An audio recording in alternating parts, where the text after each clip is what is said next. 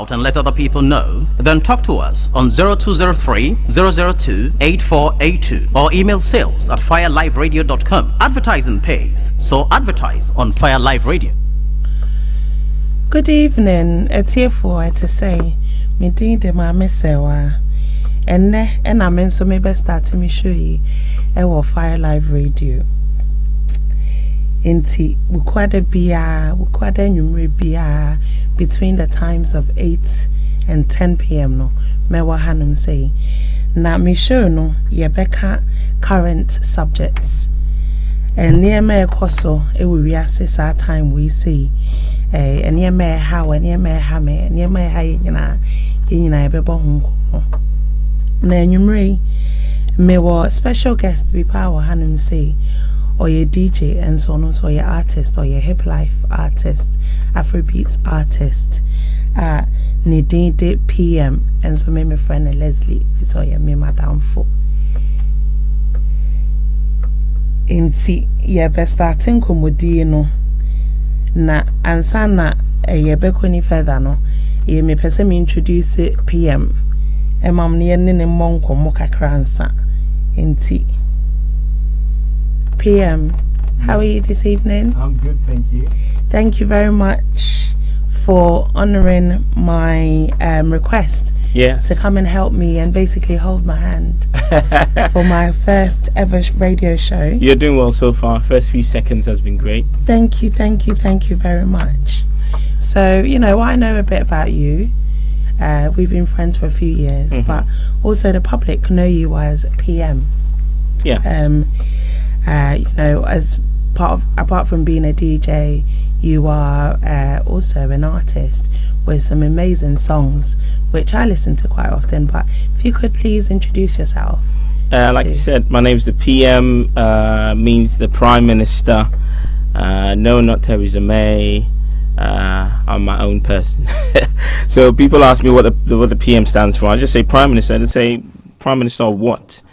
Not necessary, but it's basically Prime Minister of anything entertainment, anything music, as I'm a DJ and an artist, like you said. So I think the Prime Minister actually started off because of my rhyming skills when I rap.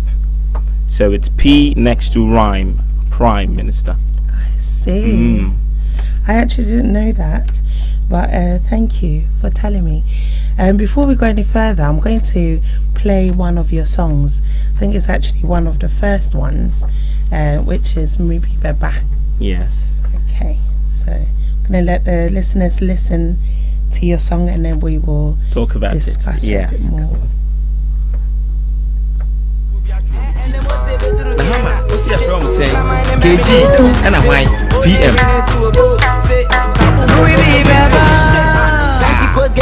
And a dahono. Why?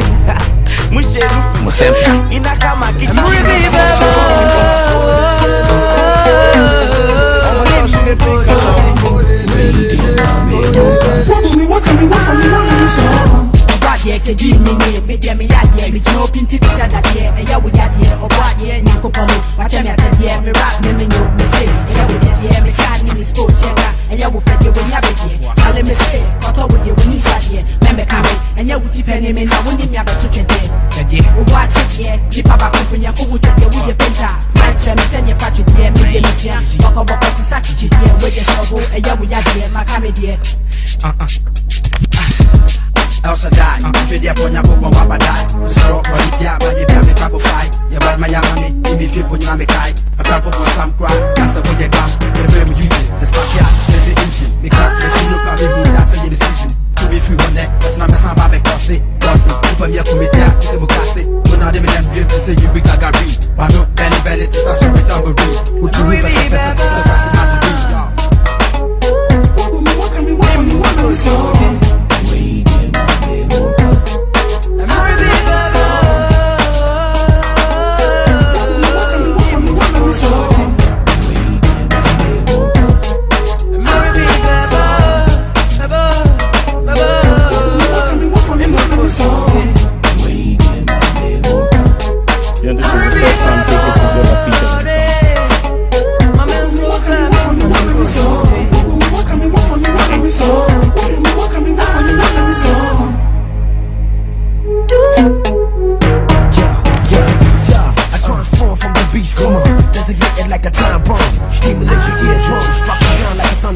Before you mourn, I rip your flesh out of uniform. Beep, beep, beep, beep, it's my car alarm. Pulse dumb, my lyrical alarm to my niggas shit it on. Ride through your intercom, walking with the crocodile, making you buckle up and rockle up like a pentagon. Bizarre the dawn, pom, be blowing my horn. Each nigga on last school, we bringing it on, spitting it on. Niggas, I be trying to shit it on. Come on, alright. And so all the time you people feel say we go day so you don't know. Even our crowd we they come blow. For all the bigger shows, with all the needs you know. Beats from the last two, where we the laser flow. Hey yo, I beat, you feel the intro, all the tight tracks that's the actual party people. KG, Prime Minister, yeah yo. Same guys where we bring Ayala low and Shobo. Oh, we know finish show, even our crowd we Pine. When me and Sanchez to the giant. When they buy, voila, the sign. KG, any PM. Metamochi, set, or dying. Raps up for a failure, mission time. Hammer. last two. Emery Beba. Emery Beba Leslie. So just tell us a bit about how that song came about. I know that it was KG and PM. KG is not here, so you're gonna have to speak for the both of you. Yeah, KG is my brother. I mean, the thing is, so back in the day, I used to be in a group with my big brother Tiger, right? So it was just me and him doing little shows here and there. Just at the time, hip hop from Ghana was starting out, and we thought we'd jump on it. And then somebody introduced me to KG, who also rapped, but he rapped in Tree. So we thought, actually, that sounds like a good idea. Obrafo's first album had just dropped. So when I met KG, me and him decided to work together. We basically hunted Hammer of the Last Two down, found him because we had heard Obrafo's sound, and we thought we could relate to that type of hip-hop at the time. So yeah, we found him and decided to play him one of our songs, and he thought he loved us, found us an executive producer, and we had an album. So this is the year 2000. We started recording an album. This was the first single that came out, and this one featured KK Fusu. It featured Eugene from Praia, aka Praia Honeyho. It also featured a guy known as Uncle Mike, and a guy known as Blitz the Ambassador, who was known then as Bazaar. So yeah, that's the long history behind Imrubi Beba. Wonderful. Yeah. So 2000. Yes, in the year 2000. Ago. How old were you in the year 2000? Oh, don't ask me such questions. But I do remember that year very well because I spent the summer in Ghana, and I remember that Obrafo was coming out. You know, all the it wasn't Afrobeats, it was hip life. It was hip life, yes. You know, and it was there was a guy I remember, Ricky.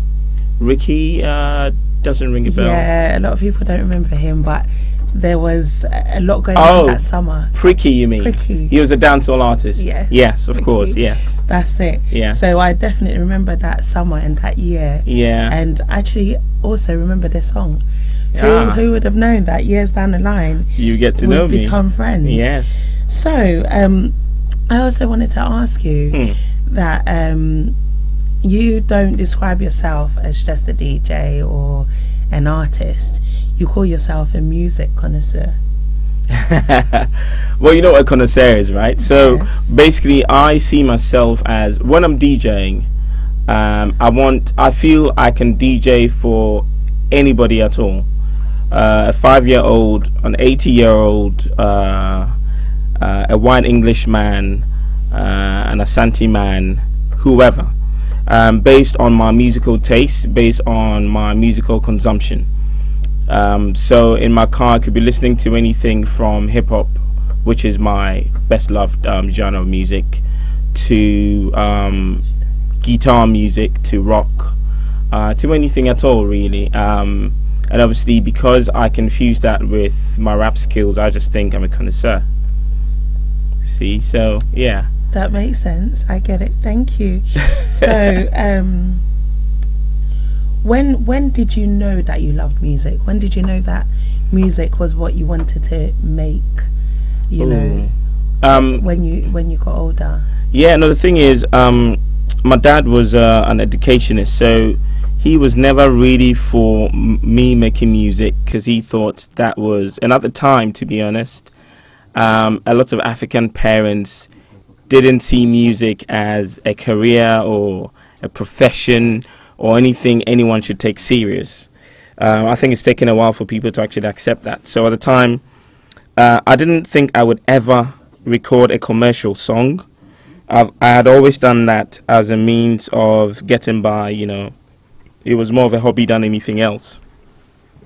But after at the time, there was a radio station, I can't remember what it was called, but we used to ring the radio station to rap, you know, and people, and they invited us in to come on, you know, into the studio to rap on American hip-hop instrumentals and things. And I thought, actually, this is something I really like to do, you know. So I think when I met KG is when I took it a bit more serious, because KG was very pushy.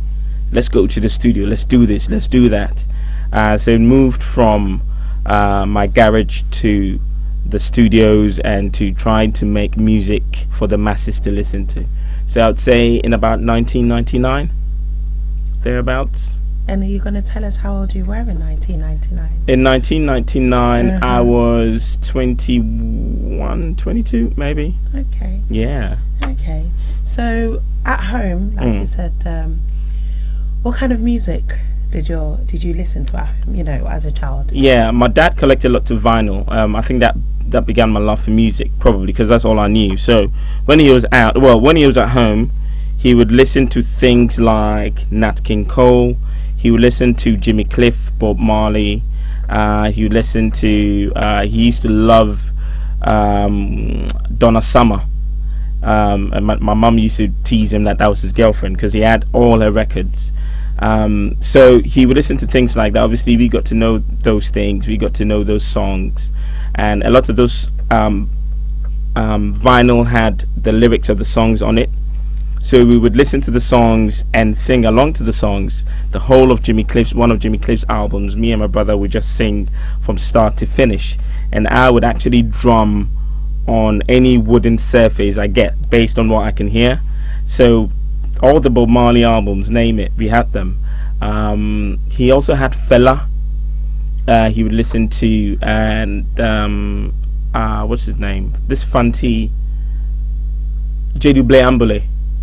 That a wide range of, and he still has those. Well, we still have those vinyl, because my dad passed away in '97, but we still kept those records. There's loads of them. So I mean, we listened to everything, and I think that maybe molded my taste in music. I'm not one-track minded when it comes to music. I'm fairly open. Okay, that's great. I mean, in my house, I think also Ghanaian parents, that, you know, the 60s, the 70s, they love their vinyl, they love their Bob Marley, they love high life, don't they? Which is where I think, you know, Afrobeats and hip life and everything, all of that would have started from as well. That's right, yeah. But you know, you've given me all these names as people who were in a house that your parents had. But do you have right now, who are your musical influences? Who influences you? What kind of tracks? Right, do you know what I was saying to somebody, that it's like a cycle of life. So the people I used to inspire now inspire me. So the ELs of the world, the Sarkodie's, and I'm talking Ghanaians, Joey B, and people like that. Actually, I listen to them and get inspired. I listen to them and think, actually, I still have it. I like what they're doing. They've made music a business. They've added branding to the business. They now brand themselves and things like that. So those people are people I can now, funny enough, look up to when it comes to Ghanaian music. But because my major influence is hip hop, I look at people who are intelligent, like Nas. People who used to spit lyrics that will make you rewind the cassette and try and listen again. What did he just say? You know, people like Nas. I give it to Jay-Z. I gave it to people in the past like Camplo. I don't know if you know all those guys. Camplo. I don't know Camplo. Do you? I don't know. Camplo. Oh, you don't know Camplo, No. right? Research Camplo. I will research Camplo. So yeah, so those are my influences. Obviously, it changes with time because the musical dynamics are, they keep changing. And I notice people are still tapping into a bit of the 80s and the 90s when it comes to like pop music and things, which makes it interesting because there's no idea new under the sun, according to Naz and many people. So yeah, they I would say are my influences. So right now with Afrobeats is huge now. Yeah, I remember, growing up, sort of in school, it wasn't cool to be African. yes, It was Jamaican. I Yeah. listened to a lot of reggae, ragga, dancehall, But then over the last, should we say about six years to a decade, maybe? yeah, maybe not a decade yet. Yes, but slowly it's kind of been high life crept in, hip life. Now Afrobeats is on the radio, is in all the clubs, is everywhere. I'm hearing your music when I go out. What's your take on Afrobeats? Me myself, I love it. I love that. So many generations now, even the children in England, America, that couldn't speak Chi, they will sing a full-blown Afrobeats hip life song to you now. So what do you take on it? Is it a great thing? It's a great thing. I mean, it gives me a sense of pride, and I think is a lot of people's I think if you ask a lot of people, they'll say the same thing. Now people are bold to say, I'm from Africa, even though that annoys me sometimes. No, you're from Ghana, or you're from Nigeria, you're from Congo. But whatever the case, people now embrace their origins. At first, you would ask somebody where you're from, and they'll say, I'm from Brixton. Or do you mean where my dad is from? No, I mean where you are from. So people are now, they don't go through all of that, like where my dad's daddy's auntie sisters is from. It's just, where are you from? I'm from Ghana, or I'm from Nigeria, which I think that has been brought about by the influence of Afrobeat back in the day. And I'm talking about, so when I started playing hip life on radio, I had one small CD bag. The music wasn't enough to go around. Now, obviously we moved to laptops now. My Afrobeat folder, I think, is the biggest next to my hip hop folder. Wow. That's how much. So every week, I mean, when I think about people like Shatta Wale, he's making music. the one man has got day. so many songs to his name, and that's just one person. So I'm proud to be African now even more. I've never not been proud of it, but I'm glad to see other people who were born here, who grew up here, now wanting to visit Ghana, now wanting to request many Afrobeat songs at parties. When you're playing in the clubs, it's big. Who would have thought that there'll be Afrobeat on commercial radio like Capital Extra? I heard some on Kiss FM. Kiss FM. Recently. And at first, even when it started, Abranti used to have his show late at night. So that's when Afrobeat was played. Now, you listen to a morning show, a mid-morning show, and Afrobeat is being played. And now the dynamics have changed such that back in the day you would have to get, if you're an artist here, you'd have to get a hit from Ghana before people will accept you here. Now there's the UK Afrobeat wave going out now. So you've got the J Husses, you've got Mo Stack, you've got Kojo Funds.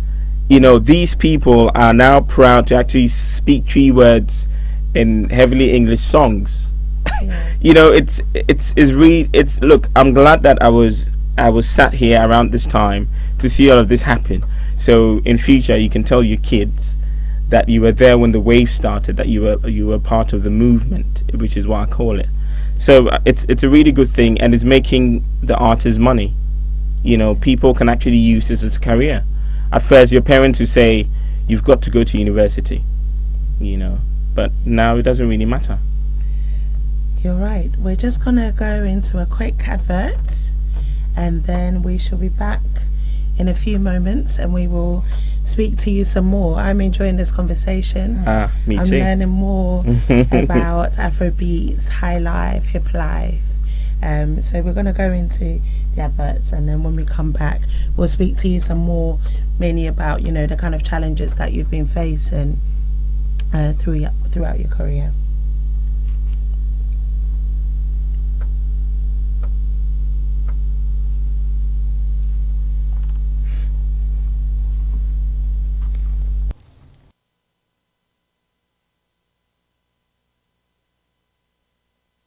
Have you got a business, a product, or an event you want to shout about and let other people know? Then talk to us on 0203 002 8482 or email sales@fireliveradio.com. Advertising pays, so advertise on Fire Live Radio. That God has a covenant with you.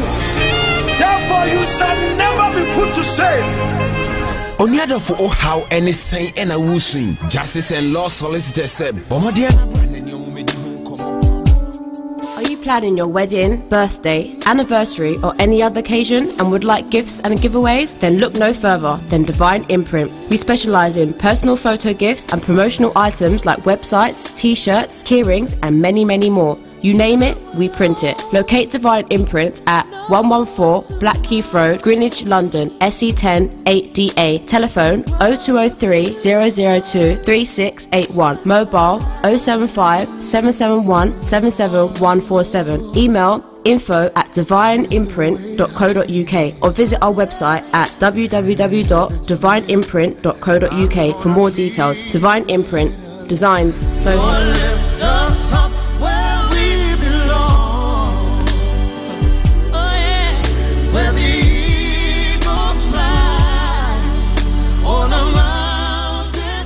Oh yes, Justice and Law Solicitors bring you true justice that gives you peace of mind. They are specialists in all cases of immigration and nationality law, including customary marriage and ECC applications, landlord and tenant issue or housing issues, divorce and financial arrangements, drafting of legal documents such as statutory declarations for lost passports, personal injury, will writing, employment issues, letting and leasing arrangements. Talk to the experts today. Don't attempt any legal issue without them. Take advantage of their free consultation on some cases and be informed. You can call Justice and Law Solicitors on 02077385841 or email legal@justiceandlawsolicitors.com. They are located near Carisel Halford, Unit 35B Eurolink Business Center, 49 Efra Road, Brixton, SW21BZ. You can travel by the Victoria Line to Brixton and by bus 2, 3, 37, 415, 432, 689 and 690. The bus stop is St. Martin's Church. Justice and Law Solicitors don't handle a legal issue without contacting them. Have you got a business,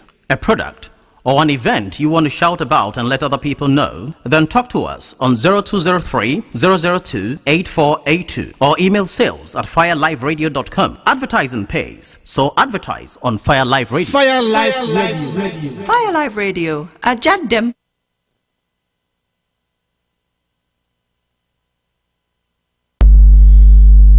Etiefo yɛda so wɔ ha yɛda sesɛ mu nyinaa mo nso masa babiem yɛda so gu so ɛne PM ɛtwetwe nkɔmmɔ kakra. So PM, Yes. I've been hearing this name Nguvu. Yes. Is that have I said it right? You have, yeah. Can you tell us a bit more about it, please? So Nguvu is a group of us who are trying to do the work of a record label. And I'm sure you're going to get to challenges, so I won't go too deep into it. But basically, Nguvu means strength. We believe there's strength in numbers. So it's a collective of artists. There's 6 of us. We are all individual artists, but basically we help each other out. If somebody has a single, we all of us help together to push the single. When there's a video, we support. So if somebody might say, look, I've got a camera, or I know a model, or this or that, we try and help each other out, because this is some of the help that we wouldn't get as independent artists. So we try to put numbers together and push each other's brand. So that's how we came about with the Nguvu Collective. Wow. Yeah. I have been wondering what the name means, where it's from, and who are the members of Nguvu, in fact. So we've got there's 6 of us. So myself, there's a guy called Lippy, and we are on all the socials. If you Google us, I'm sure you find us. Lippy Official, and there's Kehai Bangit. He's a producer, and he produced Alomo, one of the songs. Yeah, I'm featuring him on my album as well. We've got Money Papers. We've also got a guy who's Liberian. His name is Provi, and we've got Danny, aka Nana Poku. So that's 6 of us, all bringing different things to the table. Yeah. So what's next in the pipeline for Nguvu? Have you got a track? Yes. What projects are you doing at the moment? So on Sunday we wrapped up our first, what is going to be our first official single. So we're just doing finishing touches to it, and we're going to release it. Obviously, some of us have got individual tracks that we are promoting at the minute. So we're trying to push that first, and then we drop the Nguvu track as well in a few weeks, maybe. Yeah, so that's the side project I'm working on. Sounds like a plan. Yes. So I wanted to also find out from you. Every job has its challenges in life. Yeah. There's things that you come up that you just wish wasn't coming your way, but it comes with the territory. So I was just wondering, have you had any particular challenging situations that you've had to deal with, either as a DJ, as an artist, that you've overcome or not? Is there anything that you'd like to share with us? There's quite a few. I mean, okay, so most of them boil down to lack of support, and much as I hate saying that, it's very difficult to get support when you don't have a hit song. When I say a hit song, not a song that is known amongst like your friends and a few hundreds. A song that has broken through, a song that people will request when they're in the clubs. So when you haven't got that song, you need to pay your way for people to play your music. They call that payola. So you need to be paying DJ Kwame, you need to be paying DJ Yao, you need to pay DJ Ni, you need to pay everybody to play your song on radio. That's not small money. Because obviously you've put money in actually creating the song. You've put money in time-wise, you put money in studio-wise, you put money in, if you have a feature, you pay the person. It's an expensive process, but most of the money actually is what goes into promotion. Luckily now there is the social media era, which I think helps a lot, but that still isn't as big enough as what people hear on the radio, because what we DJs play on the radio eventually determines what's a hit song. So if I'm playing a song you've never heard before, and you tune into another radio station and they're playing the same song around the same time, and another radio station, same song, suddenly you think, what song is this? I hear it everywhere. Suddenly you want to download it. You want to look up the artist, but to get there you need to be paying these people, so that is one of the major setbacks. So if you might be hearing a song that you think is brilliant, but you've never heard it anywhere else, and you'd be wondering how come, but the song is nice, it should be easy. No, it's not. The DJ knows it's nice, but he wants money for it.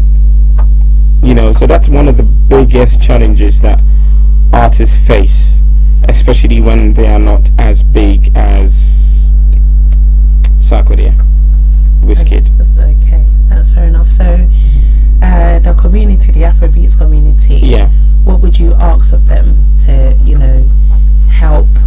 Is it social media, more word of mouth, sending it out, playing as much as possible, playing it loud? I believe in prostituting music, in the sense that you need to push the song as far as you can. So if you and I believe in genuinity as well, or genuineness, whatever the word is. But if, for instance, I send you a song and you say, PM, this song is really nice, my first hope is that you actually mean it. And if you do mean it, if you're in a WhatsApp group of 50 people, send it to them. Say something about the song. Oh, check out the song, you know, da da da da. They also would be in other groups. They would send it out. If you're on Facebook, share it on Facebook. Support each other. So, for instance, if you support one of my songs, and 6 months down the line, it's the biggest song in the world, or the biggest song in the Afrobeat world, you would sit back and think, actually, I'm proud of it because I was part of it. I helped in doing that. And if the person is a loyal person, the person should also look back and remember you as one of the people who championed the song when it came out. So, I mean, it's just support. Even, to be honest, even if you're a friend and you don't actually like the song, unless the song is against your religious belief or whatever, just share the song. It doesn't hurt. Because at least one person might like it on your page. You know, so every little helps. And this is not asking for money. You know, it's just... It's free. Yeah, it's free. So, and also, obviously, turning up at your live events as well, that helps. And I believe it encourages you as well as an artist. That's that you right. are doing a great job. So, okay. Listeners, are you hearing, PM? More support, please, for our artists? Yes. Okay. Let's make Ghana music great again. Yeah, because Ghanaian music is great. Afrobeat is so great. It's great. It brings you up. I think I was speaking to a friend of mine a few weeks ago, and he said he was at a train station in central London. He was listening to Afrobeats, and I think the music just caught him that he started dancing on the escalator. And he said people were looking at him, and he was like, I'm listening to Afrobeats. So, I mean, it does get you moving. It does. I know there's now the conversation between what music is better, Ghanaian music or Nigerian music. Yeah, listen, it's all that's the same. Look, that's another, I don't know where to start with that one, but that's maybe another conversation. Ghanaian music versus Nigerian music. I don't even think there's a versus here. Recently, Wizkid sampled a VIP song. He didn't steal it. He sampled it, and I think he picked them up, had a discussion with them, or whatever. I think we should just be proud, genuinely, as Africans, that our music is cutting through. Major Lazer is featuring Afrobeat artists, Drake, whatever. Nigerians are lucky in the sense that they're using the advantage of being the most populous country in Africa to push their agenda, which is fair enough. They've got the money as well. In the same way, you can get UK artists wanting to make it big in America before he knows he's big, because America's got the numbers. There's nothing political. You know. So yeah, we'll get there. So recently there was a comment made on social media by a popular Ghanaian artist about DJs not playing enough Ghanaian music, that if you go to Nigeria, you know, all they play is Nigerian music and you know, Nigerian Afrobeats, but however we in Ghana, we seem to only play their music.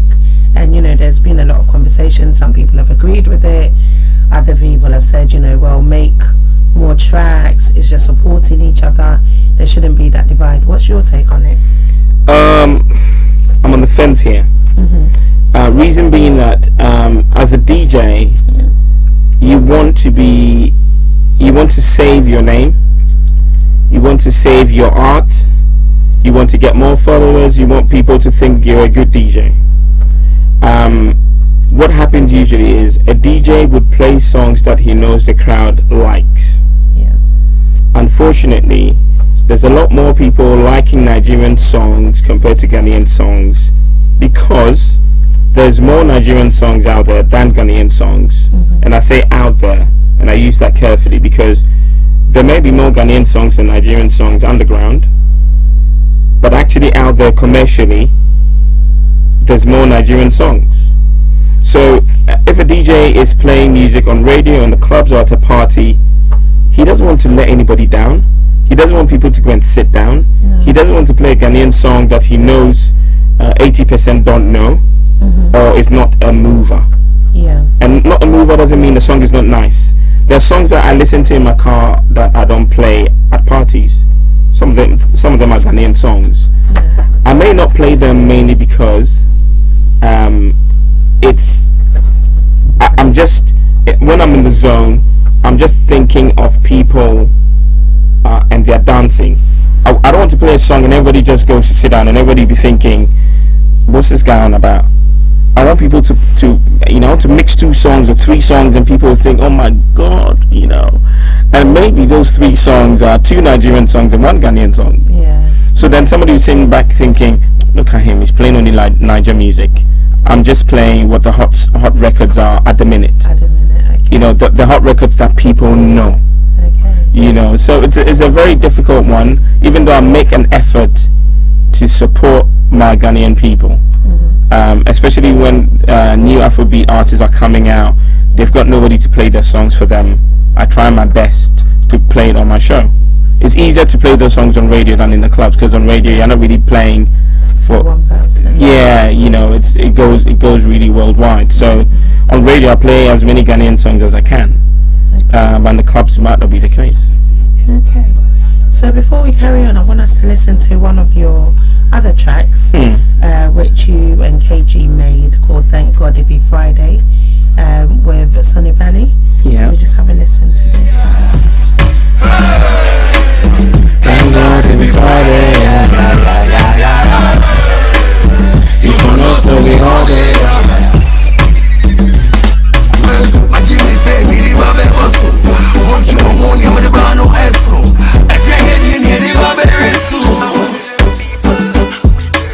My Jimmy baby, the baby bosso. Won't you go home? You're the bano eso. If you're getting in the baby so. They say hard work they pay off. I they work very hard, I they tire off. The system no be easy cry, so it make tough. Money make a light switch on and off. So when I get the money, I they chop on like jollof. Together with my boys, we they chilling off. Monday to Friday, we they work hard, no play. When it's playtime, it is playtime. Club nights and strobe lights and anything to make the Friday night shine bright. Tell the DJ make you play this all night. Dance with the girl who make you feel alright. Thank God it be Friday. And maybe that be what the Muslims they like pray. On the Friday. Maybe the world go end on a Friday. My Jimmy baby, the baby boss. Won't you go home? You're the bano eso. If you're getting in the baby so. My Jimmy baby, the baby boss. Won't you go home? You're the bano eso. If you're getting in the baby so. Thank God it be Friday. Yeah, me then And then we payday. Hey, so all the haters make way a lifetime money one night. How to take play. Make it rain, make it rain, make it rain. Rockstones, Django, Get it unchained. And no pain, no gain. Hard work with no play, go Make it insane. So drink some me tonight. Living the good life and everything will Be alright. I be say that no dear. More day. Norway. Broadway. Anyway, back to the chillin'. Money no be nothing, stack to the ceiling. Y'all be so appealing. Love the way she's feeling. Take it to the crib and give her sexual healing. My Jimmy baby, the baby boss. Yeah. Won't you go home? You're the bano eso. If you're getting in the baby so. Na na na na na na. My Jimmy baby, the baby boss. Won't you go home? You're the bano eso. If you're getting in the baby so. Yeah. Thank God it be Friday. Yeah. You for no so be all day, yeah. Thank God it be Friday, yeah. You for no so be all day, yeah. My Jimmy baby, the baby boss.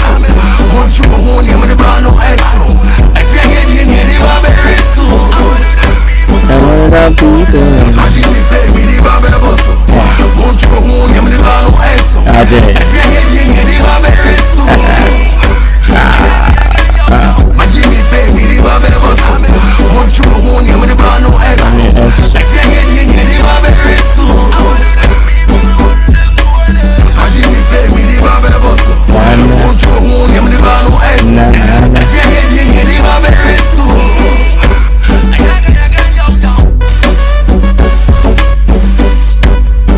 Okay, hi, bang it. Thank God it be Friday.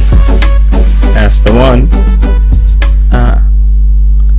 So I remember when that song came out. Yeah. It was about 2 years ago. 2 years ago, yes, the remix, yeah. And it looked like so much fun.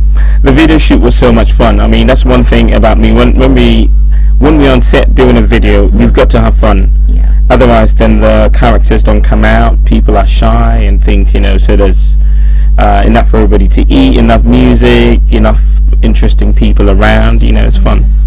Yeah. It was great. I'm still annoyed that I wasn't in that music video because I know. you guys were having a party and you left me out. Well, I'm sure we extended the invitation, did we not? I don't remember. But anyway. Yes. Anyway, that song, how did it come about? So I got a beat sent by KG because he had gone to Ghana and spoken to a few producers, and they sent this instrumental, and I loved it. Actually, the original song was a different beat to this. So he sent the beat and he thought, what do you think about this? And I thought, I think I like it. This is a party song. This is a feel-good vibe. This is a weekend banger type of thing.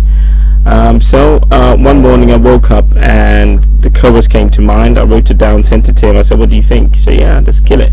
So we met up in Ghana a few months later and recorded the song. But when we got back, KG came to visit because KG lives in the States.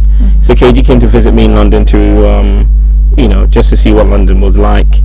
And we introduced him to K-Hi Bangit, who's the producer of that remix. Sonny Bali was in the studio. Next thing we know, we are banging a remix to the song. It wasn't planned. But yeah, so that's how it came about. Thank God it be Friday. Thank God it be Friday. Yeah. So, like you said, KG's in the States. Yeah. And obviously, working in partnership, it must be quite difficult. It is difficult. So I have noticed that recently, you've been making some music, well, without KG. Yeah. You guys are not, you know, you're still a team, right? But you're doing... Yeah, the love is still there. We're brothers because we were friends before we became artists as a group. So yeah, the love is still there. It's just that obviously it was always difficult because of time difference and because of different little factors that made it such a tedious process sometimes just to agree on a song and things like that. But when we are together and we vibe in the studio, we're writing, it's perfect. But we can't have that. So KG has just dropped his new single as well. It's called End Times. You should check it out. So I just decided I was going to work on my album. I made that decision this year. Actually, I've always dreamed about recording an album on my own. Obviously, it would have features and things like that. So it actually started coming together a few months ago when I dropped, not even Alomo. Alomo was actually a song I collaborated with my friend called Money Papers MP. But when I dropped YTTE, which was my first single off the album, that's when I thought, you know, I'm ready for this album. Yeah, so you know, ready for the world, ready to take over. Okay. Yeah, but KG still my brother. Oh, that's good. Yeah, that's good because you know I was wondering. People have been wondering. Yeah, I know.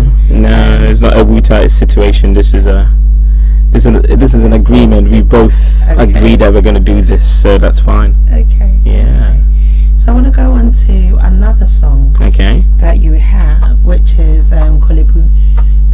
That Edom and Praia Honeho is also on that track. Yeah, one of my favorites. It's also one of my favorites. In fact, I love all your tunes. Oh, thank you. Kolebu is also one of my favorites. So before I play it, can you tell me how that came about? I mean, Kolebu, we know that's a hospital. Yeah. In Accra, Ghana.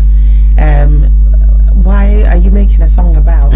Is your song about the hospital? No, it's not. So what basically the song is a heartbreak song. So basically it was just saying to the girl, if you leave me, I'm going to end up in hospital. Aww. You're going to kill me. Like, my love for you is so strong. Aww. So that's Kolebu. I mean, the people we worked with, Edom and Praia Honeho, have been our boys from day one. Yeah. In fact, years ago, KG more or less signed Edom before anyone knew who he was. Years ago, Edom was doing dancehall before he started the Airway rap. So KG introduced Adam to Hammer, and that's how Adam met Hammer and started working with him at the time. Prior, Honey Hall used to live 2 minutes from KG's house. So when he was in school, when we were recording our album, we'll give him money to take a taxi and run away from school and come and record his verse quickly and go back. You know, luckily, he managed to finish school, people, just to let you know. So, you know, we're just, I think that we can say that helped him mold his art. And now I think he's one of the best songwriters in Ghana. Just so slept on, it hurts me so much. But it's a problem with groups. When you split as a group, it's difficult for the public to accept you as an individual. That's just life. Okay, so I'm going to play Kolebu for everybody. For those of you who've never heard it, it's a great song. Listen, you know, the heartbreak. It's real. It's real. It's painful. Have you? Okay, go on. Play the song. Let's play the song. It's supposed to be coming on. Just one moment. And a little technical hitch. That'll be fixed soon. She don't want no drama. Girl said she from Tashi. They want you for bashing. Kaja Kolebu. Kaja Femia Sala Kolebu. Kaja Kolebu. So ya me pone dia Kolebu. Kaja Kolebu. Kaja Femia Sala Kolebu. Kaja Kolebu. So ya me pone dia Kolebu. Never ever cheat on me, baby. Oh, one lady. Kanye won't play me no dodo. Girl, you wasabi. I'm on my knees, baby. And begging, please, baby. Ujabi Kolebu, give me CPR, Kolebu. My heart is stopping, lady. Your love is drive me crazy. Girl, something baby shady. You gon' make her go slim. My pulse is weak and thready. But Charlie, I get bim. What up, baby? This is a dream. I need a therapist. Psychoanalysis. We get issues and issues, but Charlie, you get my lessons. Damn. She don't want no drama. Girl said she from Tashi. They want you for bashing. Kaja Kolebu. Kaja Femia Sala Kolebu. Kaja Kolebu. So ya me pone dia Kolebu. Kaja Kolebu. Kaja Femia Sala Kolebu. Kaja Kolebu. So ya me pone dia Kolebu.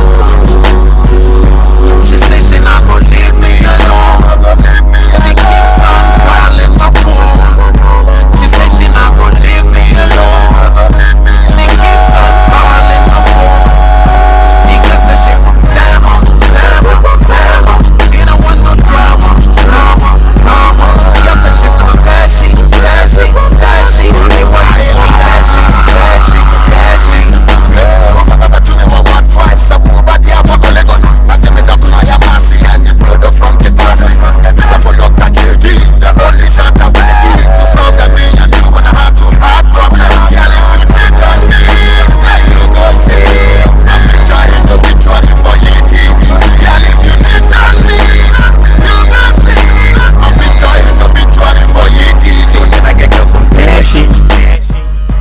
I did the way she left me, so I decided to try La Bonnie.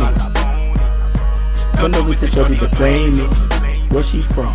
So my girl from London, she didn't look like Sarah Palin. The tip say she didn't wear glasses, she be twin and she be the pain. I meet them through I get them. Then people they wonder if I could get them, but now I get them. So I keep on no one for triumph. EPPM dot to the dot in the middle. Met to my girl like a killer little. If she decided to mess with me, unfortunately, she can see my body for the mortuary. I can go insane, kill myself, then kill the girl. Kill myself again and again. Yeah. Twice spitting, twice shy. Fine boy like me, I know they understand why. If you can leave me, tell me I can leave you. Otherwise you get ill, then they call it boo. Where people they jam my boo.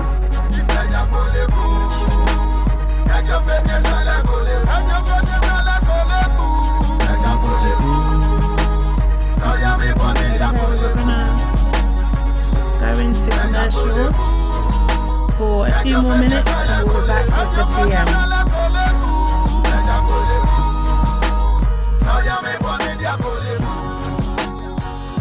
She says she not gonna leave me alone. She keeps on calling my phone. She says she not gonna leave me alone. She keeps on calling my phone. He gets that shit from Tama. She don't want no drama. He gets that shit from Tashi. They want you for Bashi.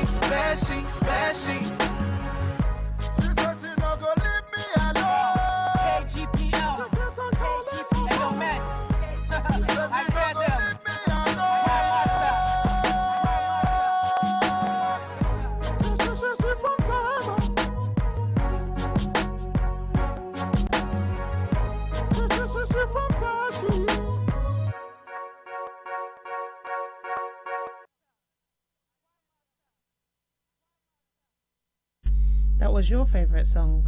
That was one of my favorites. That was one of your favorite songs, PM. Yeah, one of my favorite songs. Okay. Yeah. Well, we're just waiting for the commercials to come on. And then when we come back, I've got just a few more questions for you. And then we shall start our topic for tonight. Do you remember what it is? Yes. Yeah? Yes. What is it? I'll tell you after the break. Okay. It's about whipping, isn't it? No, whipping. Whip around here. Don't listen to him. Well, it's about Have you got a discipline. business, a product, or an event you want to shout about and let other people know? Then talk to us on 0203 002 8482 or email sales@fireliveradio.com. Advertising pays, so advertise on Fire Live Radio. Are you planning your wedding, birthday, anniversary, or any other occasion and would like gifts and giveaways? Then look no further than Divine Imprint. We specialize in personal photo gifts and promotional items like websites, t-shirts, keyrings, and many, many more. You name it, we print it. Locate Divine Imprint at 114 Blackheath Road, Greenwich, London, SE10 8DA. Telephone 0203 002 3681. Mobile 075 771 77147. Email info@divineimprint.co.uk or visit our website at www.divineimprint.co.uk for more details. Divine Imprint, designs so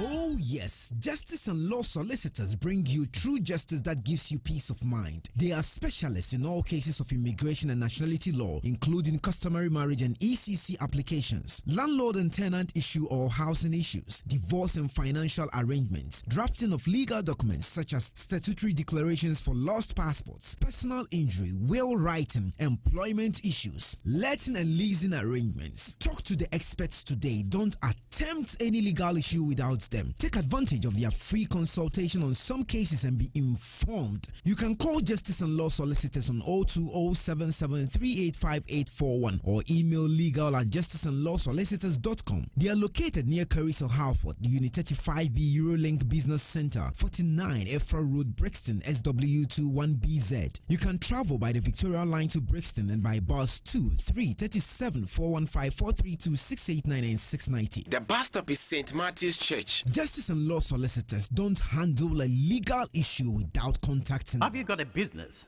a product, or an event you want to shout about and let other people know? Then talk to us on 0203 002 8482 or email sales@fireliveradio.com. Advertising pays, so advertise on Fire Live Radio. Thank you for staying with us, listeners. We're still here. You're still tuned in to MAAME SERWAA's The Platform Show. I'm still here with the PM, still discussing his wonderful music, Afro beats, and how and where it's going at the moment. So the next song that I'm going to play from your album, Liz, PM, is Extra Large.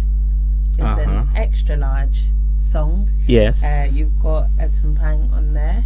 At that time, I think when this was out in 2012. 2012. Yeah.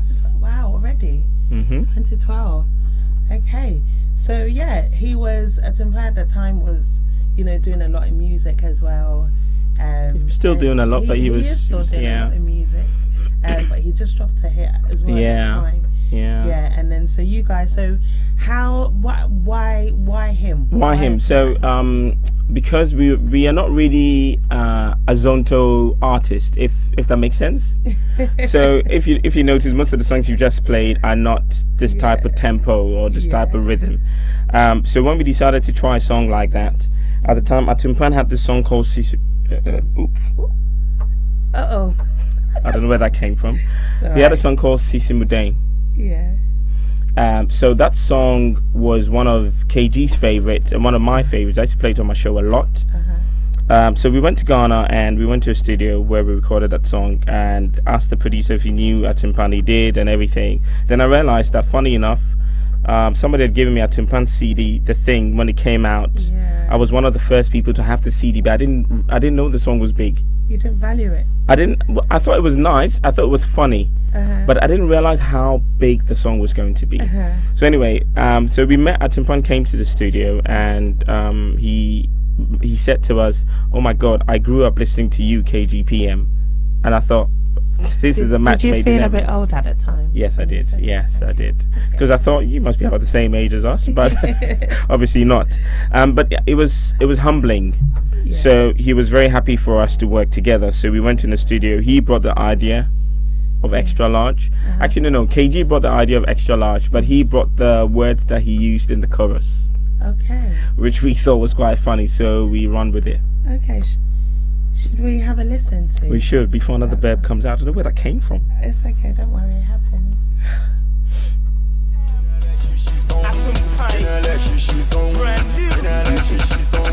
I know they won't compare. I know they won't compare. I know they won't compare. I know they won't compare. I know they won't compare. I know they won't compare. If you see that chick, make you check your hips. Watch him mouth and lips. Nobody for tell you say she be extra large. Extra large. Extra large. She be extra large. Extra large. She be extra large. Extra large. My foot size, B size, spoil. Your lips are thick, so we go fit to roll. Any, mini, money, mo. After all the girls, it be you I chose. We be compatible. When I did the top end, when you make up, and when you, I feel invincible. Your extra largeness, the make at the high, it feel like niceness. But one thing we say, I do wonder if you were born this way, or if you say your exes be extra large. But yeah, I want to be in charge. Giddy up, giddy up, giddy up, giddy up, giddy up, giddy up, like a cowboy. You know the guest size for your toy. For you, I be custom made. You don't even need. I feel cool like 8. Let God tell you the thing. Oh yeah, oh yeah.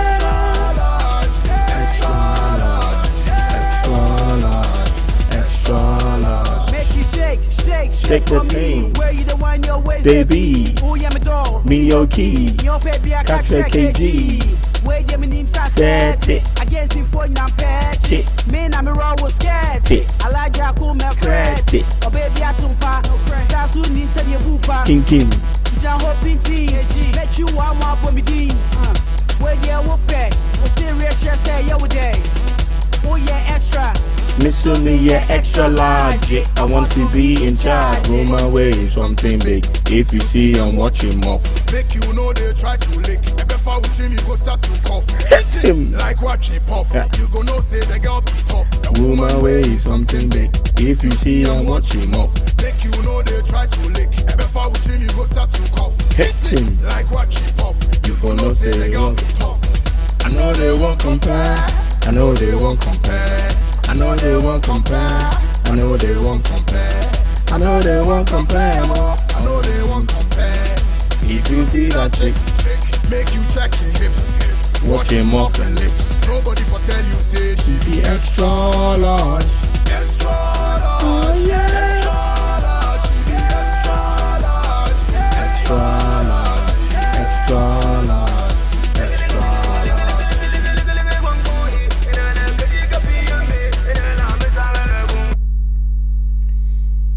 I'll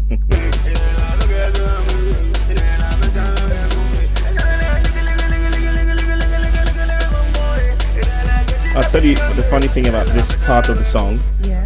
So this guy, when we were recording the song, he was him and a few other guys. This is in Tema.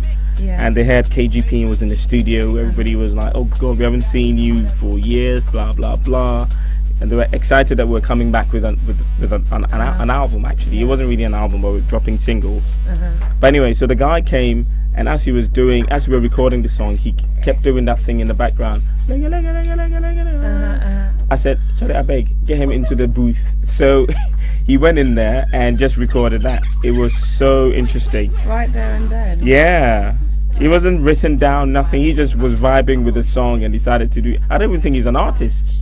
No. But yeah, he just decided to do that. I think it worked well. It did work quite well with the song. So that's another one of my favorites. I think I've been saying they're all my favorites, but my newest favorite is yet to come. You know which one that is? I think it's Make Your Mind Day. I think you might be right. I'm not just surprised. Be right. You might surprised. But before we go there, I've got a couple more questions. Oh dear, you. yeah. Okay, so Make Your Mind Day. Actually, I might ask you about that. Yeah. Before we go to that, before we go to Make Your Mind Day, I just wanted to ask. You've obviously worked with a lot of Ghanaian artists over the years. Yeah. I'm not going to ask you who your favorite was. Please don't. Oh, maybe I should. Who was your favorite? Oh God. No, I think each one of them probably brought different things. Yes. Brought different things. Yeah. That's fine. So I just wanted to know, have you got anyone else in mind that you are thinking about working with on any new tracks that you might be? You mean Ghanaian or anyone? Generally, who would you love to work with? I tell you one person. I tell you one person I like to work with, and I've actually spoken to him about it before. But like many artists, they say, oh yeah, we do it, but it doesn't work. EL. Yeah. EL for me is I think he is my #1 artist from Ghana. I say that for many reasons. One, there's no artist in Ghana who is such a brilliant producer, who is such a brilliant singer, songwriter, and a brilliant rapper. There's none. None whatsoever. So you really rate him? I really rate him. Really rate him. I hold him up high, like his height. I see, like his height. Yeah. No, EL, and I've said that to him before. I bought his album off iTunes. I'm a DJ. I don't need to do that, but I actually purchased it because I thought this is an album I can actually listen to, song for song, because he gives you different vibes, and I think he respects the old school a lot, and I love that about him. If you notice, in some of his videos, he features old Ghanaian actors and actresses and all of that. He knows where he's coming from, and he's been in the game for a long time. It's just that he broke through quite later in his years, but I rate him high up as an artist. So EL is one of the people I would love to work with. And if it happens, remember I said it here first. You said it here first, so this is like an exclusive. It is, yes. EL, come on, get with the program. Do it. He's in London actually as we speak. I think. He? Yeah. I've got his number, but I mean, some of these artists, you message them and nothing comes back. I kind of understand. I mean, people might say the same about me sometimes, but it's just you get caught up with so many things. So, yeah. Okay, so outside of EL, outside of Ghana, worldwide. Yeah. Apart from EL. Yeah. If you could work with any artist at all, anyone. In fact, I'm going to throw more into the mix, dead or alive. Oh dear. I'll give you two. Just to make it a bit easier. Who would it be? If I could do a reggae song, a rap on a reggae song, God give me Bob Marley any day. Yeah? Yes. Okay. Can you imagine PM with Bob Marley on the hook? The dreads. Honestly though, it's going to be amazing. So I would say, because he said dead, I would say him. I'd never thought about it, but because he said dead, this is the first time I've been asked that. So dead or alive, yeah. So he would be one. I think because of my hip hop influence, I would like to go into America, where I believe hip hop actually is big. I would say somebody like, I would like to work with Nas. That's interesting. I watched Nas. I think Nas is a bit like me in a sense. He's not fussed about limelight. He's just on about his music going as far as it can, and that's like, I don't care if nobody knows my name. I would love for everybody to know my music. That's the kind of person I am. Nas has intelligent flow. I love that. So I would like to feature someone like Nas, but I mean, to do that, I would have to like it would take me a while to write my lyrics because I would have to be extremely on point. And I watched Nas live once, and I was lucky because that was the year he performed with his live band. And I made so much noise about it that one of his drummers followed me on Twitter. That's how much of a fan I am. See, so I mean, it can be done. Yeah. I mean, make more noise. I should. Noise. Yeah. So he's the kind of artist I would aspire to be. Okay. No drama, no women problems, just music and the business. Okay. So we are going to go on to Make Your Mind Day. Yes. I love this song. Tell me about this song. How did this song come about? And can I please be in the video? Yeah, the video is going to be shot in a few weeks, God willing. See? Yeah. You're going to, next time you'll say, I'm sure there was an invite. Well, we'll see. I'm meeting the director and the team on Friday. So then we discuss the concept. I've got a concept in my head. Okay. But then I would like my director's creative idea as well. So we'll see whether you fit in the video or not. Maybe we don't want a female in the video. Who knows? What? Yeah, we might not want a female in the video. That's we don't know. That's fine. I've got a very abstract director, so we'll see what he brings to the table as well. Okay. No problem. That's fine. I'm not hurt or anything. It's just what it is. It is. Well, at the moment there is like a cartoon. Yes. So that's something I put together. That is really cute. Oh, thank you. Guys, if you haven't seen this video for the PM's Make Your Mind Day featuring Brina, it's the song is amazing. I'm going to play it for you in a minute, but the cartoon is so cute too. I really like it. Yeah, I put that together because I knew it would be a few months before we dropped the video at the time I released the song. So I just thought, you know what, let me just get something out there. So I did. But the song came about, Kadu, who's the producer, is a brilliant singer, songwriter, producer. He's based in Mitcham.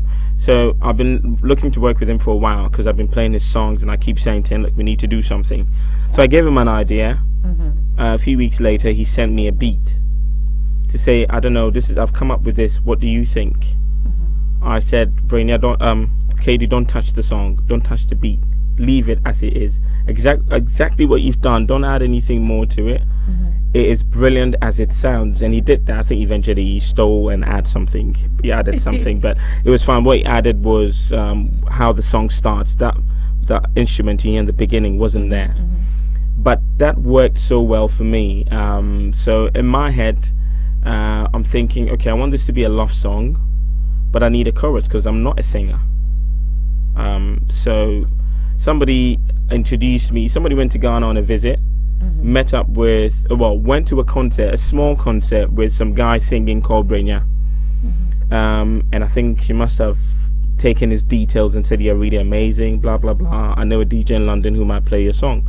So she told me play his song. And I said, actually, I'll play his song, but I also want to feature him.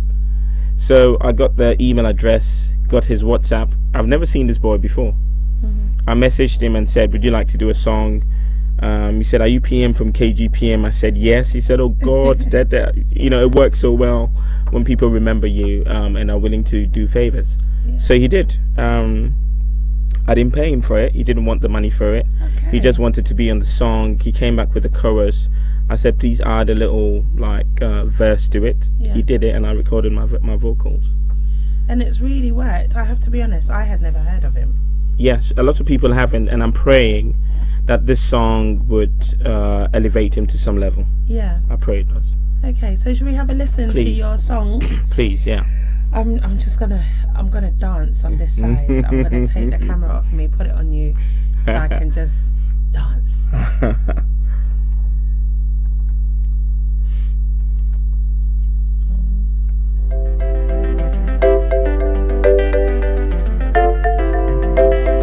You know the score when it comes to love, I'm a refugee. And now you're killing me softly. Who would have thought I could talk all soft? Hard guy, didn't really give up. Now look at me buying a dozen red roses, taking selfies, making silly poses. When are they around you, I'll be comfortable. This my thing, they look a lot more probable. Looking at you, looking at me. Funny how I find myself calling you baby. And it not be say you be my picking. It not be nothing, baby, you just got me thinking. Charlie Leslie is helplessly sinking deeply in this pool of love thing. Among the others, it be you I chose. I'm glad I never took it to the next level with those. Baby, I won't make you see, say my mind there for you. Baby, I won't make you know, say my mind there for you. So make your mind there, yeah. Make your mind there, make your mind there, yeah. Make your mind there. Charlie baby, I just want to love you with the lights on. I want to see all of you right wrong. I want to love you plainly, see through our road glass, feel me. I want to love you transparently. I they want to see you wake up with no makeup. If I no say I they love you when you know cake up. You know they like the other girls, them they wear fake up. Double D be double D, they see what I mean. You know be double D when I tell me they make single C. Ask K-Do how much of a lady I they rate you. Stick with me baby, let me elevate you. Love is all we need for this thing to succeed. Oh baby, marry me. I they won't make you carry my seed. Baby, I won't make you see, say my mind there for you. Baby, I won't make you know, say my mind there for you. So make your mind there, yeah. Make your mind there, make your mind there, oh. Make your mind there. My love for you been true. I know they lie, and I see you move. I just a smile. I will make the whole world see, say me you are the light. And if you ever leave, I'll go die. So make your mind there. I go make you see, say the Monday. Make your mind there. Make you know don't like the Monday. Make your mind there. I go make you see, say the Monday. Make your mind there. Make you know don't like the Monday. I won't make you see, say my mind there for you. Baby, I won't make you know, say my mind there for you. So make your mind there, yeah. Make your mind there, make your mind there, yeah. Make your mind there. Baby, I won't make you see, say my mind there for you. Baby, I won't make you know, say my mind there for you. So make your mind there, yeah. Make your mind there, make your mind there, oh, make your mind there.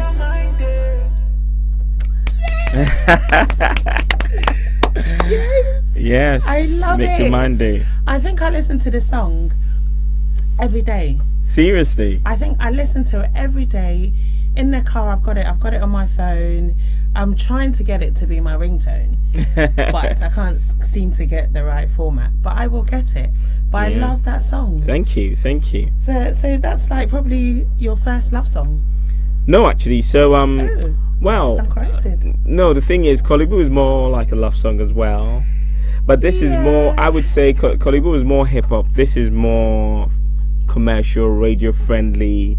So this is the okay. So with this song in the back of my mind, I'm trying to penetrate the UK Afrobeat world. I'm trying to penetrate the whole commercial side of things. Well, when the album comes out, you'd understand what I'm saying. So some of the songs on my album would not be radio friendly songs, not because they're not good, but because it's not what the radio bosses would want to play on radio.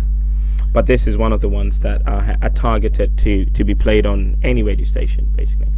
Okay. Yeah. So, this album. Yes. Would you care to tell us when you will be releasing the album? If I knew, I would tell you. I have no idea. Time frame? Time frame is, first of all, God gave me life. Amen. But time frame is middle part of next year. The thing is, I'm not rushing the album. Okay. Because it's a very tedious process. I work 9 to 5. I do so many things on the side. So it's a bit difficult. But I've got about 8 songs, 90% done. I just need to listen to them again and change 1 or 2 things. So I'm slowly getting there. But before the album drops, I'll be releasing singles. The next single is ready. I just need to push the song after the video comes out, and then after another few months, I drop the next single. So what is the next single? What's the title of it? Are you allowed to tell us? Please. Okay, as we speak, yes. The next single is going to be called Expensive. Oh, yeah. Okay. Yeah. That's a party song. Do you want to elaborate and tell us a tiny bit more about it? No? It's a song, I think Expensive says it all. It's a song about expensive taste. Okay, that's fine. That's enough. Surprise us. Yes, I will. So do you know when you're going to be releasing the next single, Expensive? Probably around March. Okay. Yeah. That works. A spring song. In between, obviously, I've got the Nguvu project that we're working on. I've just recorded an amazing song with a guy, with Provi, who's part of Nguvu, but just me and him. Produced by a renowned producer called Scotty D. Those in the urban music scene might know Scotty D from back in the day, Funky House. But what he's given us is not a Funky House beat. But I'm excited about that song. When it comes out, you would be excited, I promise you. Okay, so we'll hear about it. Yeah, so yeah, these are some of the projects I'm working on. Okay, great. Yeah. Well, I thank you so much for coming today. That's okay. Thanks and for telling us all about your music, how it started, how it's going, what's for the future. Yeah. So, I'm excited about this Nguvu project that you're doing. So I'm going to be looking out for more information and for more songs about it. Good. So now we're going to have a little discussion about something that I think probably most children, most Ghanaian children anyway, and dare I say African children, have kind of might have experienced at some time in their life. So recently, I think it's about a month ago, in the UK, in Scotland actually, they banned parents from smacking their children. Not beating them. Yeah. I think there's a difference between that's right, beating and smacking. Yeah. But so Scotland has banned it. Do you think the UK should follow suit or not? Do you think Parliament should stick their nose out of it? Is there something that should be between parents and their children, carers and their children? I mean, you're a father of 2. Yeah. What is your take on that? It's a very touchy subject in the sense that because of the different cultures that make up the UK, it's difficult for anybody to agree on a particular way of disciplining kids. Where I'm from, proudly Ghanaian, my mum used to, she called it spank me. Because she didn't beat me. Like you said, there's a big difference between smacking and beating. But where we come from, smacking was allowed in the sense that we believed that you smack your child into correction. You do not beat your child in anger because the weight of the beating is different. But you smack out of love, only because the person has done something wrong that could bring about different consequences. So it's your way of correcting the child, because probably you'd have spoken to the child about this a lot more, many times, and maybe the child is not listening. We believe that the smack would remind them when they're doing it again that, oh, actually, I do not want to be smacked. So the UK, I think, should not even go there with that, unless the statistics to show, or as Michael Dapao say, the statistics would show that there's a high number of parents actually hurting their kids when they smack them. If there's a record that shows that, that there's a rise in kids being hurt as a result of being smacked, then yes, of course, they should intervene. Otherwise, I think any parent should be allowed to discipline their kid the way they deem best for the child, as long as it's not creating any pain, any severe pain. Okay, so I was reading an article, and it says that it is illegal for a parent or a carer to smack their own child, except where it amounts to reasonable punishment. This is according to Section 58 of the Children's Act of 2004. Right, and this is UK. How do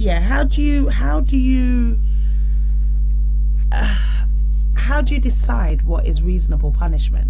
Like what my mum might think is reasonable punishment when she's smacking me, somebody else, your mum, might think otherwise. How do we get the balance? What is the balance? It's very difficult to find the balance. I say that because children are different.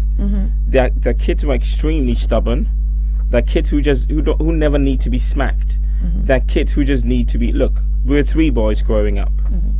I think I was the least smacked, not because I was the last born, but because. Have you got a business, a product, or an event you want to shout about and let other people know? Then talk to us on 0203 002 8482 or email sales@fireliveradio.com. Advertising pays, so advertise on Fire Live Radio. Are you planning your wedding, birthday, anniversary, or any other occasion and would like gifts and giveaways? Then look no further than Divine Imprint. We specialize in personal photo gifts and promotional items like websites, t-shirts, keyrings, and many, many more. You name it, we print it. Locate Divine Imprint at 114 Blackheath Road, Greenwich, London, SE10 8DA. Telephone 0203 002 3681. Mobile 075 771 77147. Email info@divineimprint.co.uk or visit our website at www.divineimprint.co.uk for more details. Divine Imprint, designs so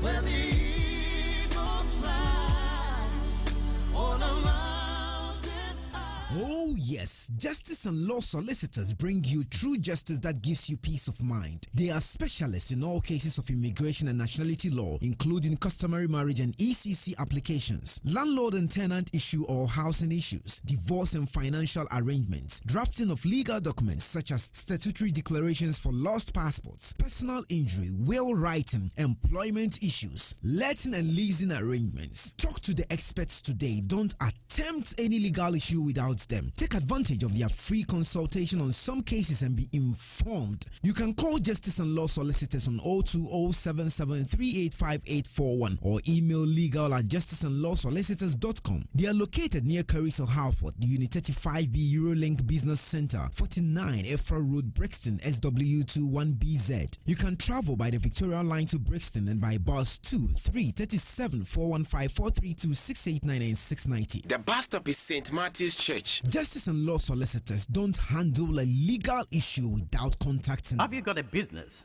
a product, or an event you want to shout about and let other people know? Then talk to us on 0203 002 8482 or email sales@fireliveradio.com. Advertising pays, so advertise on Fire Live Radio. Hello listeners, sorry we got a bit carried away in our conversation and we went into adverts. But during the commercial, I was having a little conversation with PM about whether or not he'd ever been smacked, and he's got a confession for his brothers and for everybody else. They know about as it. to why he didn't get spanked as much. Because I was a snitch, basically. Oh, see your life. No, see, the thing is, I was, do you know what? And I think maybe I've grown up with that. It was very, very difficult for me to lie. It's extremely difficult. And my mom always laughs about it. So basically, when I was growing up, because I was the last, and I was afraid that I didn't want any consequences. Every time somebody does something bad, even if I'm included, as soon as my parents come, I tell them. So then I don't get smacked because I've told them the truth. So the two older ones get smacked.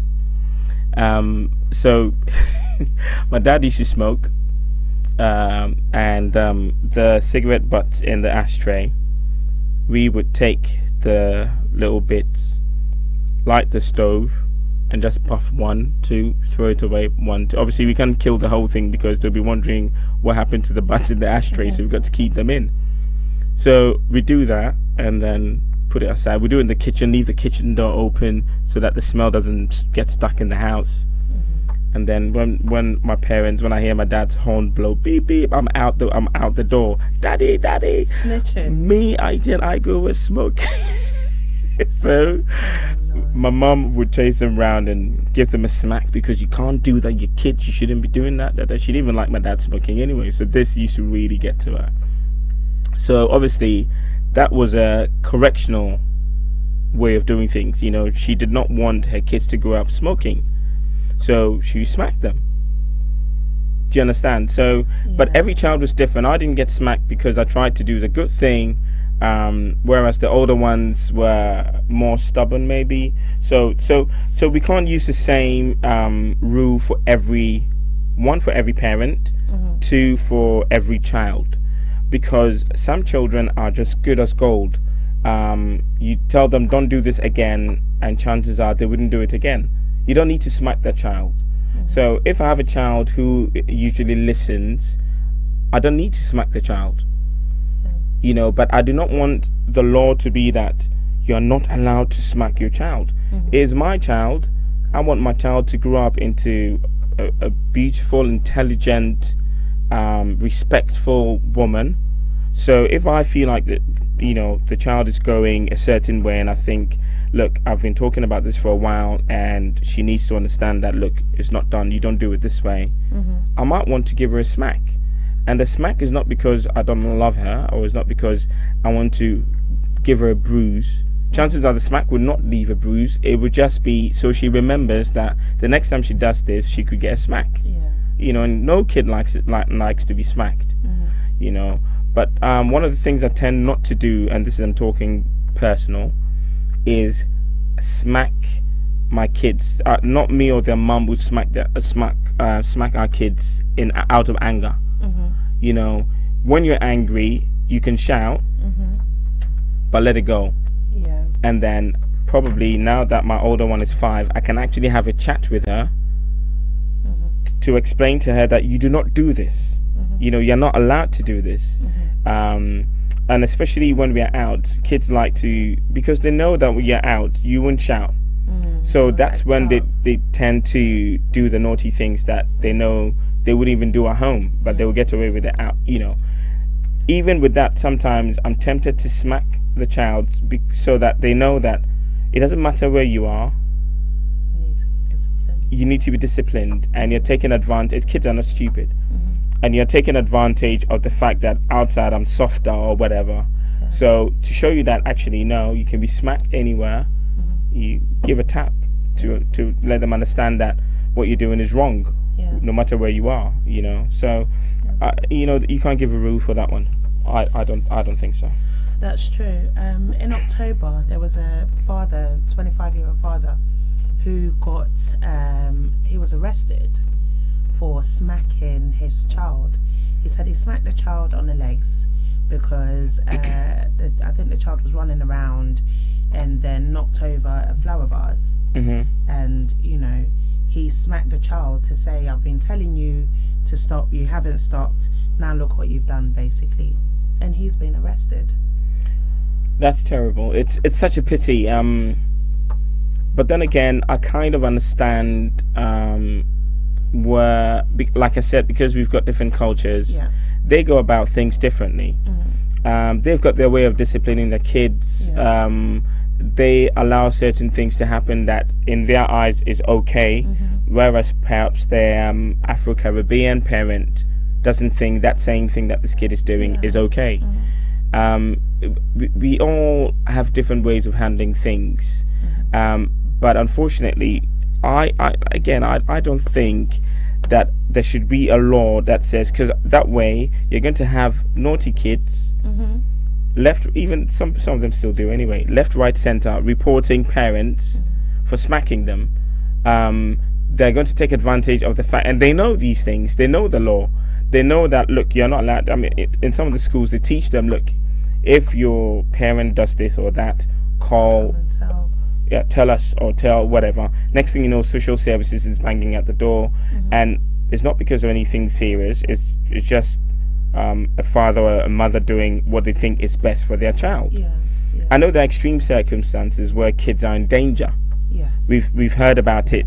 You know, we've heard about even African parents being so mean to their kids. Those people 100% should be arrested.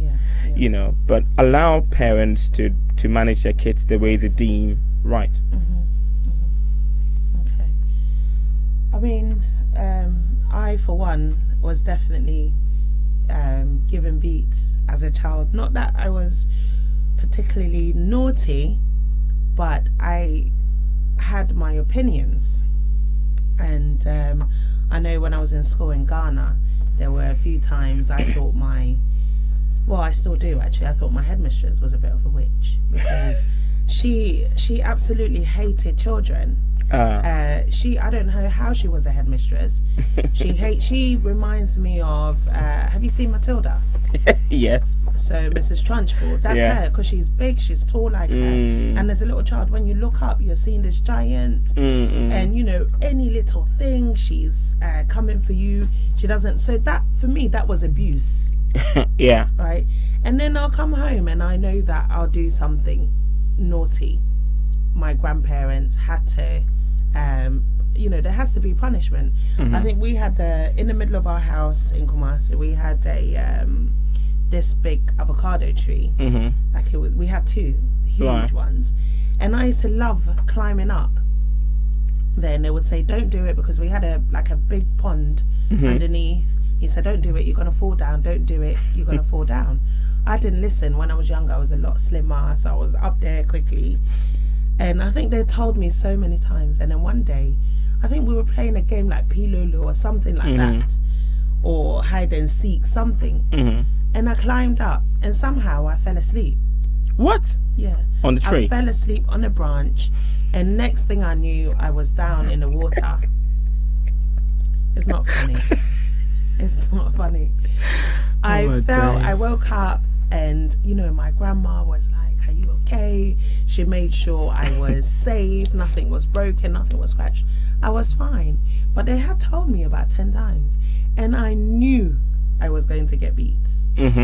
So my granddad, and I would never hold this against him, I knew, you know you've done wrong. Yeah, he's one of those people that will say to you, "Do you know why I'm going to punish you?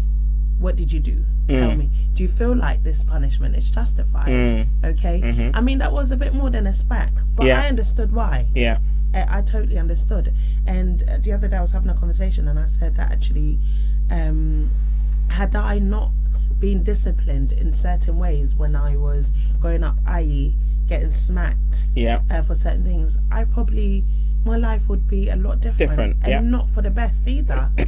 I definitely think, you know, the whole, "Oh, stop here, stop doing that." How many times can you say stop it? There are some children who won't listen. No. And they do need a smack. But when the law comes into it, are they then saying, "All right, then we'll raise your child for you"? Exactly. Because when it's just you and a child at home, and you see it so many times where children, you know, 10, 11 years old, and they just swearing left, right, and centre. I'm 36 years old. I can't even say "shut up" near my mother. That's right. It's the respect that was instilled in you as a kid. But there are children who, because you're not allowed to be smacked, they'll take say advantage. this, that to their parents. So I definitely agree with you that, you know, it shouldn't be something that Parliament decides. No. However, again, like you said, don't hit a child in anger. Don't hit anybody. Don't hurt a child. Don't in anger. Don't hurt a child. I'm not a mother myself, but I have lots of children in my life, and some of these children are naughty. And you know, and I tell them off. Yeah. And sometimes, you know, you give them the eye. The eye is the other thing that, you know, our parents would give you the eye. Sometimes it's worse than a smack. Yeah. Actually. So I don't know how, if they decide to bring that law into the UK, I feel like a lot of mothers and fathers are going to be going to prison. And I hear, you know, like you said, that in schools the teachers do constantly, quite often, should I say, remind the children that, you know, if your parent does this and that, you know, come and tell us. Yeah. But then what's the other side when they tell them they're going into homes, they're going to foster care? I have a friend whose her sister's children were taken away because the neighbour, the son was being quite naughty. She was a single parent. It's difficult. Her father had passed away, and this child was being very difficult, and so she smacked him.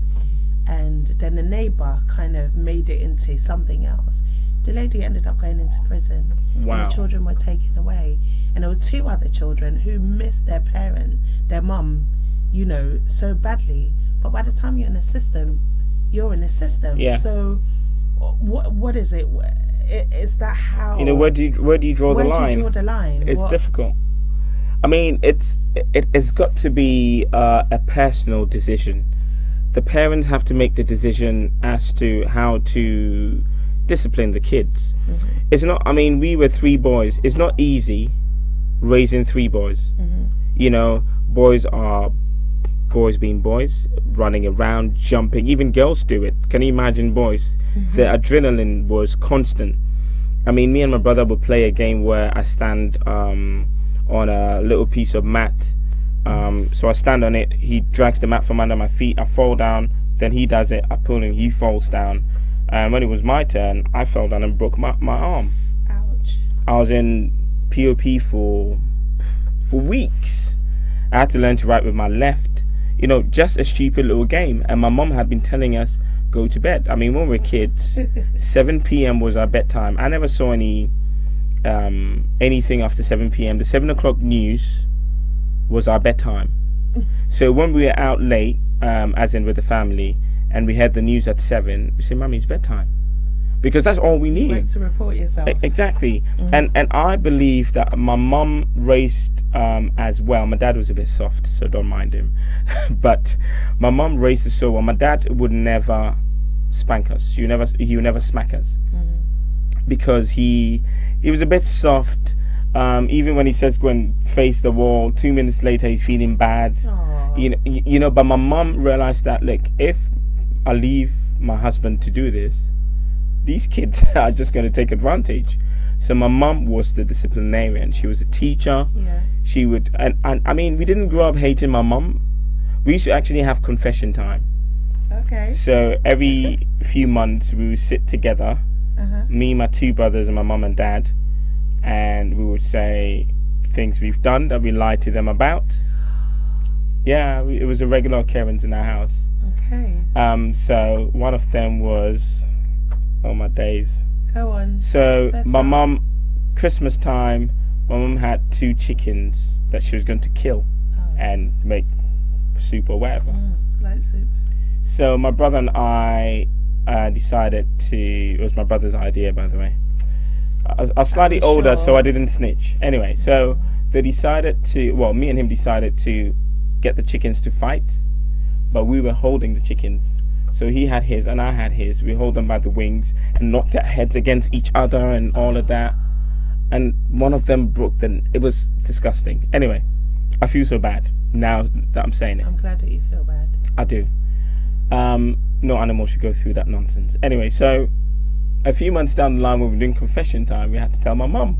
Because when she came home that night, we had told her that we think the chickens are sick because they're acting a bit funny. Da, da, da, da. I said, oh gosh, I was going to kill them tomorrow. It means I have to kill them today because you can't leave them to suffer. Da da da. We never told her the truth until confession time. Yeah, but she didn't smack us. Okay. Because at the time we were confessing what we had done. Okay. Confession is a good thing. So my mum taught us to reconcile, to tell the truth. Even if you've made a mistake and you realize you've made a mistake, just go back and own up like a man, which is what confession time was. We used to say so many things that they never knew about, but they thought, oh, these kids are clever. Oh, so when I thought it was this, you know, and all of that. So, you know, I mean, I remember going to my neighbors. I still do love peanut soup. I love it. So, went to my neighbors, and my best man told the story at the wedding. Silly man. Went to my neighbors, and we used to go there every day. Basically, they will come to ours, we go to theirs. In the kitchen was a pot of soup. Near the pot of soup was a box of straws. Oh God! So what did I do? I picked up a straw and put it in the soup and was sipping the soup from the. I know. Why? So do you think my mum should not smack me? I definitely think you needed She a did. smack. She smacked me. It was very embarrassing for her. Yes. Like, what are you trying to say? What, like, I can't make soup? Like, you know, kind of thing. Just, but my neighbors were laughing at me rather than angry or whatever. It was my brothers who came to say, can you imagine what Leslie did? Because they were embarrassed. I was younger, but my mum smacked me. And I never grew up thinking, oh, my mum is mean. You know, because I knew I'd done something wrong.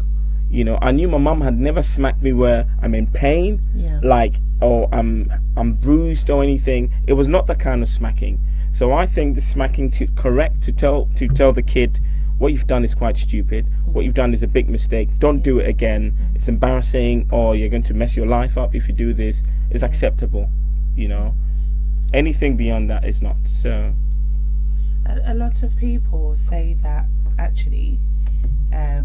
Maybe there's no need for a smack at all. Maybe you need to speak to your child, and sometimes guilt trips work. Yeah. You know, quite a lot of the time it does work. It works with my niece and my nephews very well. The look.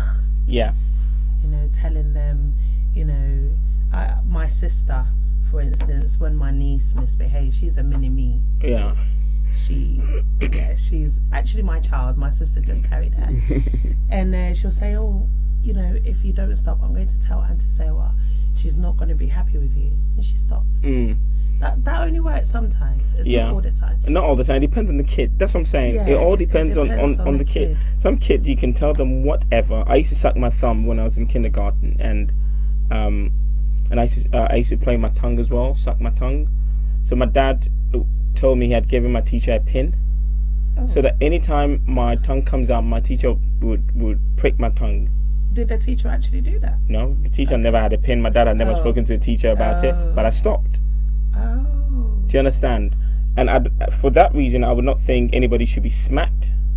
Yeah, if there's other alternatives. So if there's other alternatives, and that is not really, it's not such a terrible thing, you know. So for instance, if somebody smacks a child because the child is sucking their thumb or whatever, I think that's a bit too far. Do you understand? So that's, you know, that's slightly different. But there's certain ways of doing things. My wife deals with things differently from me. She would give my daughter the look, and my daughter would stop it. The strong. But I might give the look. My daughter won't stop it because she's wrapped me around the finger. You know. That is yeah. But one of the things I would say to her is, because she's so good in school, and she doesn't, because the way she acts at home sometimes is so different from school. School, she's like, oh, she's the best. She's willing to learn. She's this, is that. And I'm at home and I'm reading her a book, and I'm saying, gee, look at the word. Don't look in the sky. Look at it. Try and read it. You know. But she's doing something else. I say, look, if you don't do this, I'm going to tell your teacher. She doesn't like that, because she knows that her teacher holds her in high esteem. She doesn't want, and she's a 5-year-old, but she knows that those things are not a good look for her when she's in school. So for me, I do not need to smack her just because she's not doing that. All I need to say to her is, I'm going to tell Mrs. this, and she stops. You know, so we've got to analyze the situation. We've got to figure out when it's necessary for that to happen. On the other hand, I've got a friend who doesn't believe, she's Ghanaian, does not believe in smacking. So she believes in constantly talking to her kids. It works for her. Her kids are fine. You know your child, don't you? You know your child. You know what they, I mean, I hardly need to smack my older one. The younger one is just a baby, but I hardly need to smack her. Her mum hardly needs to smack her for anything. You know, it's those who abuse the smacking privilege. They need to be reprimanded. I mean, definitely.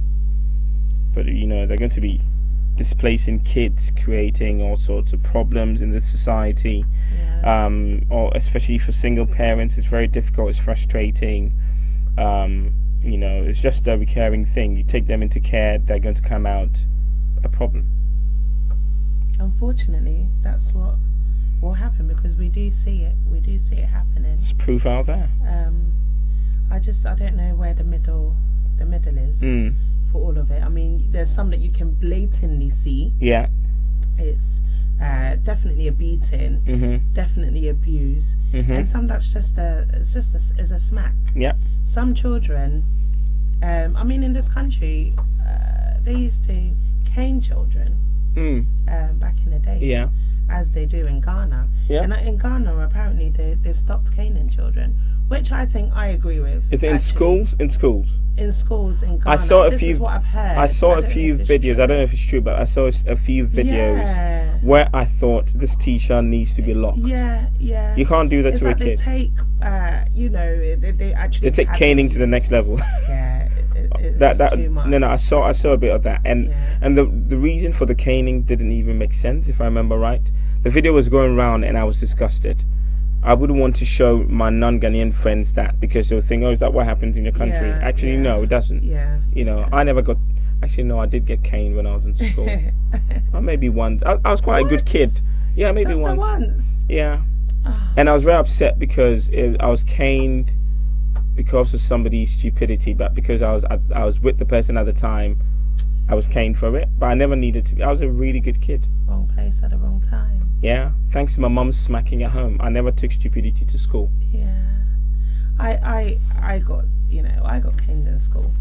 I can imagine. Not too much, not because I was naughty. It's just that I had a really evil Mrs. Trunchbull as my headmistress. Oh right. My form teacher was, there were two of them, and they were great. You know, anytime I would get beats, Mrs. Comfort, I remember her, and she would come and comfort me, like her name, and they knew, but obviously, you know how Ghana's system is set up. You can't override the headmistress, so you have to take it. But, clearly, there is abuse and there's smacking. That's right. And so maybe, it doesn't need to come to the UK. And I'm actually quite surprised that Scotland, I don't know if that would happen in Ireland, though. I don't think so. Because Ireland, do you know the funny thing? They don't play the Irish. No, you see, the Irish are like Africans. Yeah. In many ways. In many ways. Play. No, they don't. No, they don't. Yeah. So I don't think it would go there. I mean, it might come here, but then again, the way the Scottish are trying to be away from us and all of that, so that might, because they've done it, they might think, "I know we wouldn't do that. We'll do something different." Yeah. Who knows? But yeah. Okay. Yeah. Well, it's been lovely having you here. It's been lovely being here. Thank you. Today, we've got a few more minutes. We've got about 3 more minutes before the show is finished. This was my first ever show on radio. I was really nervous. You've done well, I think. Coming in, and I think I'm grateful that you were here to kind of hold my hand, talk me through your music, and discuss this with me. The topics that I will be discussing, we've got lots of topics to discuss, and I'll be discussing them over the next coming weeks. Right. I'll have some other people on the panel, more people on the panel. Will you be coming back? Who knows? You never know. Who knows? committing. You know, I'm extremely busy. Yes, you're a busy man. So it's difficult, but yeah, who knows? I really do appreciate that. No, it's fine. You came here today, and I know you've got a long journey to get home, it's fine. so I appreciate it. And listeners, I really hope that you tune in again next week, the same time, next week Wednesday, and between the hours of 6 and 8 p.m. I'll be here with different panelists with a different discussion, and maybe not next week, maybe the week after. I would really like to open up the phone lines and get your take on things as well. So, but before we go, guess what I'm going to do? Can you guess, PM? You're going to play Make Your Mind Day? Yes, of course I'm going to play Make Your Mind Day. Great, thank you. Thank you, everybody, for listening to Thanks for having me today.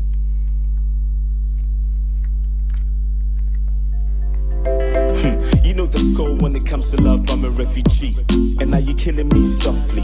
Who would have thought I could talk all soft? Hard guy, didn't really give a. Now look at me, buying a dozen red roses, taking selfies, making silly poses. When I date around you, I'll be comfortable. This married thing, they look a lot more probable.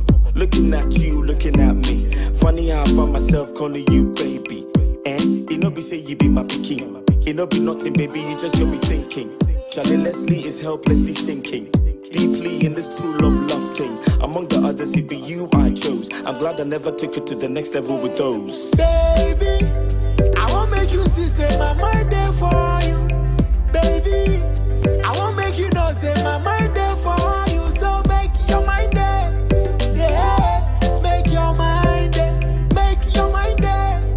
Oh, make your mind there. Charlie baby, I just want to love you with the lights on. I just don't want to see all of you right wrong. I want to love you plainly. See through our road glass, feel me. I want to love you transparently. I don't want to see you wake up with no makeup. If you wanna say I do love you when you know cake up. You know they like the other girls, them they wear fake up. Double D be double D. You they see what I mean? You know be double D. Have you got a business, a product, or an event you want to shout about and let other people know? Then talk to us on 0203 002 8482 or email sales via liveradio.com.